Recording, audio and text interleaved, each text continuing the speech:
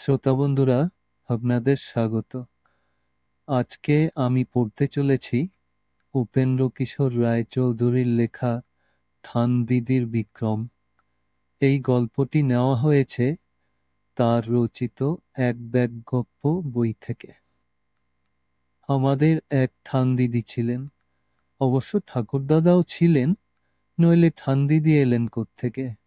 তবে ঠাকুরদাদাকে পাড়ার ছেলেরা ভালো রকম জানত না।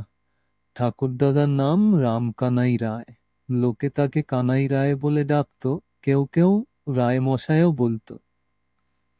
ঠাকুরদাদাকে যে ছেলেরা জানত না তার একটু নমুনা দিচ্ছি। ঠানদিদির বাড়িতে এক ঝাড় তলতা বাঁশ ছিল। ওই বাঁশে ভালো মাছ ধরবার ছিপ হতো।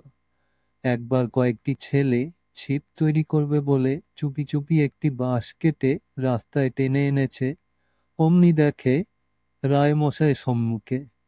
তারা তখনই হাত জোর করে বললে, আপনার পায়ে পড়ি, ঠান দিদিকে বলবেন না। তিনি তো শুনে অবাক। আরে বলিস কি, আমার বাঁশ নিয়ে পালাচ্ছিস আর বলছিস বলবেন না? ছেলেগুলি সবাই মিলে কেবলই বলতে লাগলো, আপনার পায়ে পড়ি, ঠান দিদিকে বলবেন না। তখন রায়মশাই বেগতিক দেখে বললেন, তোরা বাঁশ দিয়ে কি করবি?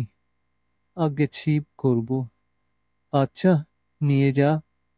তখন আবার দেখবেন ঠানদিদিকে যেন বলবেন না বলে ছেলেগুলো বাঁশ নিয়ে ছুট। এখন বোধ করি তোমরা বুঝতে পারছো রায়মশাই যে ঠাকুরদাদা তা অনেক ছেলেই জানতো না। ছেলেরা জানতো ঠানদিদির বাড়ি, ঠানদিদির বাঁশঝাড়, ঠানদিদির কাঁঠাল গাছ, বিশেষভাবে ঠানদিদির কুল গাছ আর পেয়ারা গাছ। ঠানদিদির পুত্র সন্তান নেই, কেবল 3টি মেয়ে। বড় মেয়ে দুটির বিবাহ হয়ে গিয়েছে, ছোটটির বয়স 9-10 বৎসর। ঠানদিদির বয়স 40-এর উপর।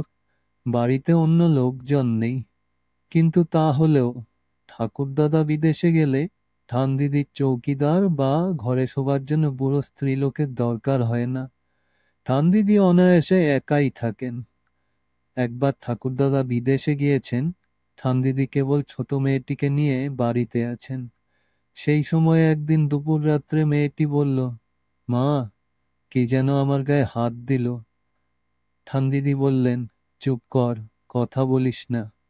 ঠানদিদি পূর্বেই টের পেয়েছেন ঘরে চোর ঢুকেছে।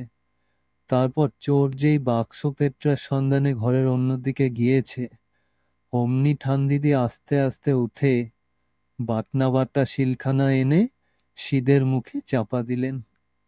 তোমরা শহরের ছেলেরা বোধ করে বুঝতে পারলে না শীত কি। পাড়া গেয়ে অনেক মাটির ঘর, ওই সব মাটির ঘরে শীতকাঠি খুঁড়ে চোর ঘরের ভিতরে ঢুকে চুরি করে। এইবার আরো মুশকিল হলো, শীতকাঠি কি? শীতকাঠি যে কি তা আমিও কখনো চোখে দেখিনি।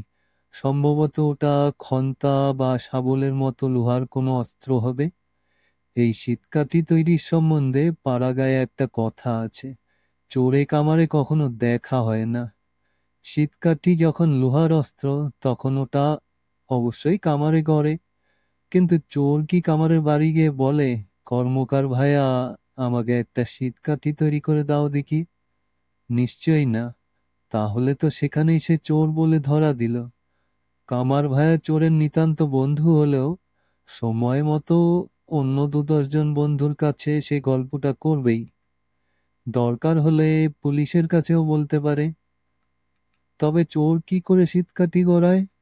আমরা ছেলেবেলায় শুনতাম, চোরের শীতকাঠির দরকার হলে চোর একখানি লোহা আর একটি আধুলি রাত্রে কামারশালের এমন জায়গায় রেখে যায় যে কামার সকালে কামারশাল খুললেই সময়ই সেটা তার নজরে পড়ে।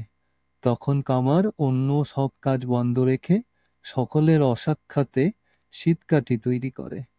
কামারশাল বন্ধ করবার সময় ঠিক সেই জায়গায় সেটি রেখে দেয়। রাত্রে চোর এসে সেটি নিয়ে যায়। এখন আসল কথা শোনো। ঠানদিদি শীতের মুখে শিলটি চাপা দিয়ে তার পাশে চুপ করে বসে আছেন। তারপর চোর একটি বাক্স এনে শীদের কাছে যেই নামিয়েছে, অমনি বেটাকে জাপটে ধরেছেন। তখন চোর নাকি সুরে বলল, মা ঠাকুরন ছেড়ে দেন। ঠানদিদি বললেন, বল বেটা তুই কে, নইলে এখনই পাড়ার লোক ডেকে তোকে শ্বশুর বাড়ি পাঠাবার ব্যবস্থা করব। চোর দেখলো নাম না বললে আর নিষ্কৃতি নেই, কাজেই বলল, মা ঠাকুরুন আমি শীতল। তা শুনে ঠানদিদি বললেন, হতভাগা, মরতে আর জায়গা পাওনি? যাও, ওই বাইরে কলসি আছে, পুকুরে গিয়ে জল আনো, তারপর কাদা করে সিঁধবো যাও। ওই গোয়ালে গোবর আছে, গোবর দিয়ে ভিতর ভার ভালো করে নিকিয়ে দাও। আমি সকালে উঠে এসব হাঙ্গামা করতে পারবো না। শীতল তখন কলসিটি নিয়ে আস্তে আস্তে পুকুর ঘাটে গেল। তখন ফাল্গুন মাস, পাড়াগায় বেশ শীত। সেই শীতে পুকুর থেকে জল এনে কাদা করে শীত বুঝিয়ে ভালো করে নিকিয়ে তবে শীতল ছুটি পায়। তোমরা চালাক ছেলেরা ভাবছ চোরটা কি বোকা, কলসি নিয়ে অমনি পালালো না কেন? শীতল কলসি নিয়ে পালালে তার কি দশা হতো তা আরেকদিন তোমাদের বলবো। শ্রোতা বন্ধুরা, গল্পটি এতটুকুই। আপনাদের কেমন লাগলো তা মন্তব্য করে জানাবেন, আর ভালো লাগলে বন্ধুদের সাথে শেয়ার করে নেবেন। আর যারা এখনো সাবস্ক্রাইব করেননি তারা চ্যানেল সাবস্ক্রাইব করে পাশে থাকবেন। ধন্যবাদ।